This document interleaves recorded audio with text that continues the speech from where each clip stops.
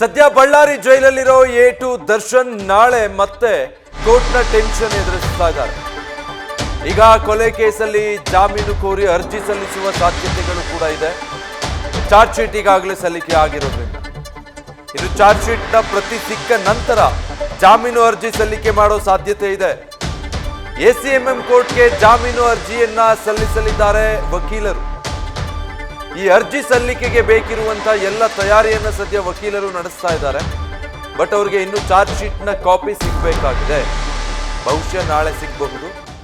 So ಅದು ಸಿಕ್ಕ ನಂತರ ಬೇಲ್ ಅಪ್ಲಿಕೇಶನ್ ಹಾಕೋದಕ್ಕೆ ಉಳಿದ ಭಾಗದ ತಯಾರಿ ಏನಿದೆ ಅದೆಲ್ಲವನ್ನು ಪೂರ್ಣಗೊಳಿಸಿಕೊಂಡು ಕೋರ್ಟ್ನ ಮೊರೆ ಹೋಗ್ತಾರೆ. ಒಂದು ನಾಳೆ ನ್ಯಾಯಾಂಗ ಬಂಧನ ಅವಧಿ ಮುಗಿಯೋದ್ರಿಂದ ಮತ್ತೆ ಕೋರ್ಟ್ನ ಮುಂದೆ ಹಾಜರುಪಡಿಸಬೇಕಾಗಿದೆ.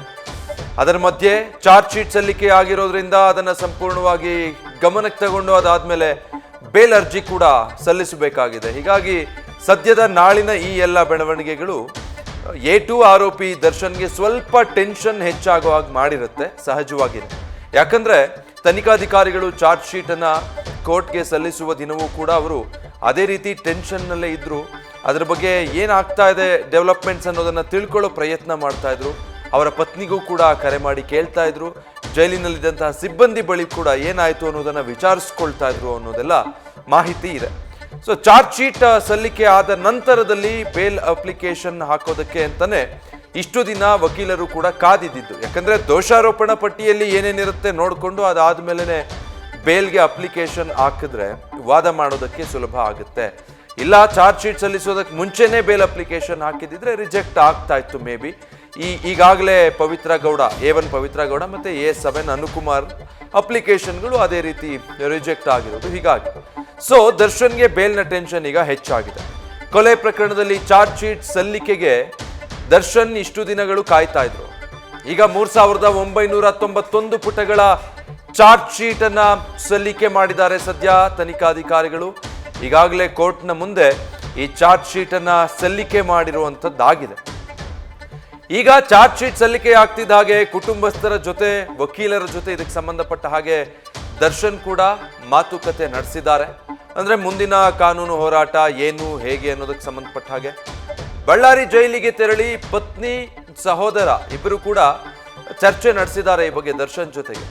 ದರ್ಶನ್ರ ಪತ್ನಿ ವಿಜಯಲಕ್ಷ್ಮಿ ಮತ್ತೆ ಸಹೋದರ ದಿನಕರ್ ಈ ವಿಚಾರಕ್ಕೆ ಸಂಬಂಧಪಟ್ಟ ಹಾಗೆ ಬಳ್ಳಾರಿ ಜೈಲಿಗೆ ಬಂದು ಇತ್ತೀಚೆಗೆ ದರ್ಶನ್ರನ್ನ ಭೇಟಿ ಮಾಡಿ ಈ ಬಗ್ಗೆ ಮಾತಾಡಿದ್ದಾರೆ.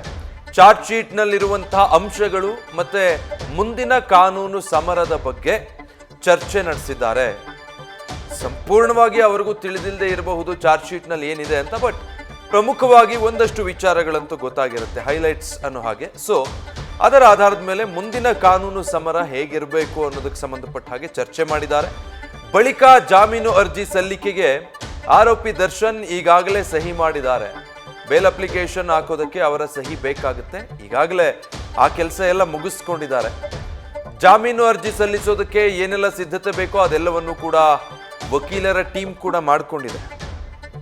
ಈಗಾಗಲೇ ಹತ್ತತ್ರ 80 ದಿನಗಳು ಕಳೆದೋಗಿರೋದ್ರಿಂದ ಜೈಲಲ್ಲಿ ತಡ ಮಾಡ್ಲಿಕ್ಕಿಲ್ಲ. ಹೀಗಾಗಿ ಸೊ ನಾಳೆ 24ನೇ ACMM ಕೋರ್ಟ್ಗೆ ಜಾಮೀನು ಅರ್ಜಿಯನ್ನ ಸಲ್ಲಿಕೆ ಮಾಡುವಂತ ಸಾಧ್ಯತೆ ಇದೆ.